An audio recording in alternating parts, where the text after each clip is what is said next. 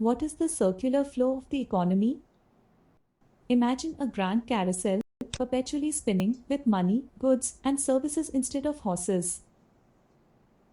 Dear viewers, is a simplistic representation of our economy. Changes in the economy are not random, but rather, they follow a pattern, a flow that is as circular as the carousel itself.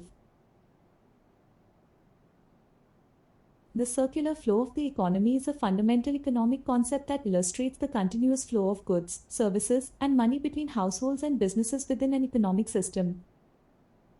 This concept is so fundamental that it forms the basis of national accounts and macroeconomics. History of origin. The idea was initiated by Richard Cantillon, an Irish-French economist who lived in the early 18th century. He is often considered the first to describe the circular flow of income in his essay Sur la nature du commerce en général. Cantillon's work laid the foundation for this concept, illustrating the fundamental relationship between producers and consumers. Cantillon made a model of the economy with a circular flow that shows how farm production is shared among landowners, farmers, and workers. Farmers trade what they make on their farms for the things and services that entrepreneurs and artisans make in the cities. Even though the property owners are independent, the model shows how all classes of people rely on each other. Next, we come across François Quesnay, a French economist and physician who lived in the same century as Cantillon. Quesnay developed the tableau économique, a model that further elaborated on the circular flow of income. He was a leading figure in the physiocratic school of economic thought, which emphasized the importance of productive land and believed in the natural order of the economy. In the 19th century with Karl Marx, a name many of you might be familiar with, Marx expanded upon the concept of the circular flow of income. He introduced the idea of surplus value, highlighting how capitalists extract surplus from workers, adding another layer to our understanding of economic flows. And finally, we land in the 20th century with John Maynard Keynes. Keynes, often considered one of the most influential economists of the past century, further refined the circular flow model. He introduced the idea of government intervention in the economy to manage demand and prevent economic downturns. Two-sector model. Let us first understand the components. There are two sectors in the model. These sectors are household sector and business sector.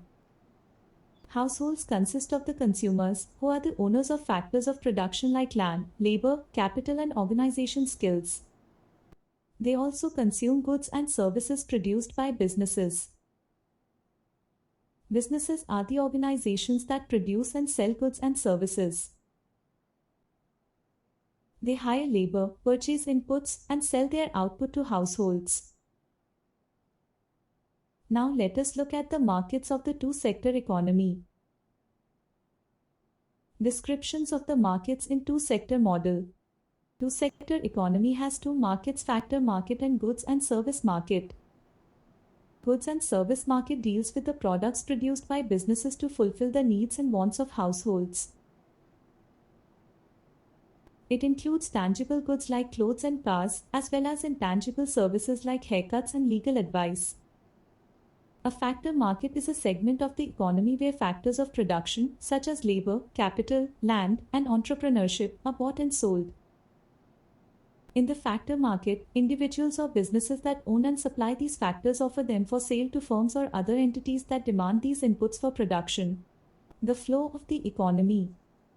Households supply businesses with their labor and capital, which are the factors of production. In return, households receive income for their contribution. Using the factors of production and entrepreneurship, businesses produce goods and services that meet the needs and wants of households. After production, businesses sell their output to households. These sales generate revenue for businesses. Households spend their income on purchasing the goods and services produced by businesses. This consumption completes the cycle. The flow of income is called the money flow and is often described by the outer circle, the blue arrows of the diagram. The flow of real resources is called the real flow and is often described by the inner circle, the brown arrows of the diagram. Here we can see that whatever is the cost of the firm is the income of the households, and whatever is the expenditure of the households is the revenue or income of the firms. Two-sector economy with financial market. It is not necessary that whatever households earn, the entire amount they consume. In fact, households consume only a fraction of their income and the rest of their earnings they save. On the other hand, when businesses require additional investment, they cannot directly approach to the households to give their shared money for investment. Here comes the importance of the financial market. The financial market plays four major roles. 1. It acts as an intermediary between households and businesses. 2. It facilitates the flow of funds from savers, households, to investors, businesses, through various financial instruments, stocks, bonds, etc. 3. It enables households to invest their savings and earn returns. 4. It provides businesses with the capital needed for expansion or investment. So, the financial market plays a crucial role in mobilizing savings and directing them towards productive investments. Three-sector model.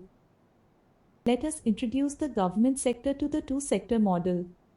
The government collects taxes from households and businesses.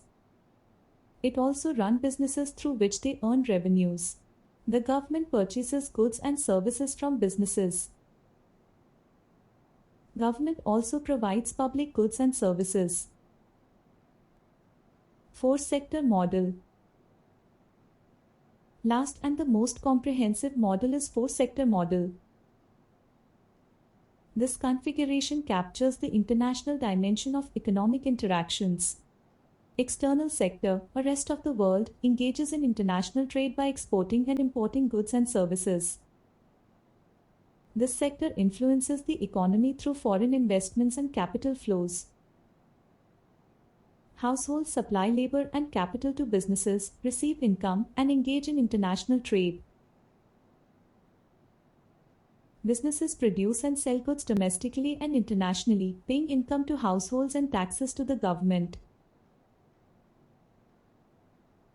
The government collects revenue, spends, and may engage in international transactions.